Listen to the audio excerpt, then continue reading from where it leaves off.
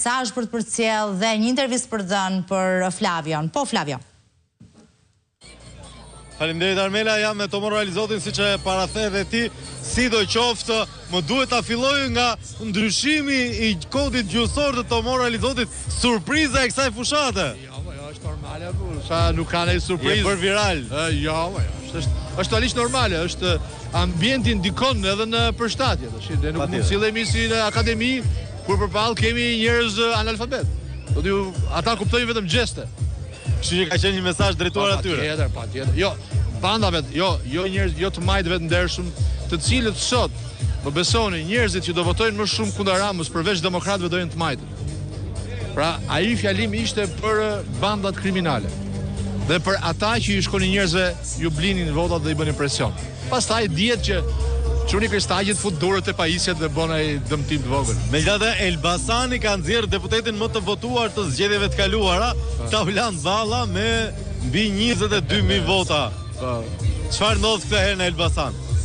Tani duke parë gjithë këtë lloj entuziazmi, gjithë këtë lloj shprese të madhe në Elbasan, në Tiranë, u mendoj që do ketë një surprizë të tmerrshme në Shqipëri, do ketë një surprizë të pabesueshme, që edhe ne vetë nuk e besojmë. Pra do surprizojmë ne që jemi në garë dhe pretendojmë fitojmë. Për mirë apo për keq? Duket nga retorika që un kam, pa absolutisht për mirë. Absolutisht për mirë, super mirë. Dhe sigurisht Elbasani ka dhe një trashëgimi jo dhe aq të mirë me ditëve. A keni marrë masat ekstra? Të gjitha. Do bëjmë çmos që çdo demokrat, çdo vot, çdo njeri jemi në front, por ka një gjë, Flavio, kur zemrimi popullor është në kulmin e tij, është proces historik, nuk e ndal. Nuk janë shumë banal të gjitha elementet. Janë procese historike.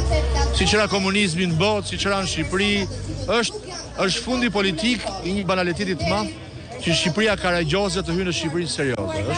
Është proces. Dhe patëm fat jemi në pjesë të këtij procesi. Mesazhi i fundit është me atë lloj gjuhe apo keni në mesazh me një gjuhë semantik tjetër? Gjuha fitores do jetë shumë finese, shumë aristokrate, shumë akademike. Gjatë fushatës është pak aktive. Dakor, do të dëgjojmë. Ka vështirë batutën e fitores në 12 ose 13 maj. S'ka batutë për fitoren, ka ekstaz, por ta presim ta shijojmë. Faleminderit juve. Linja për ty Armela.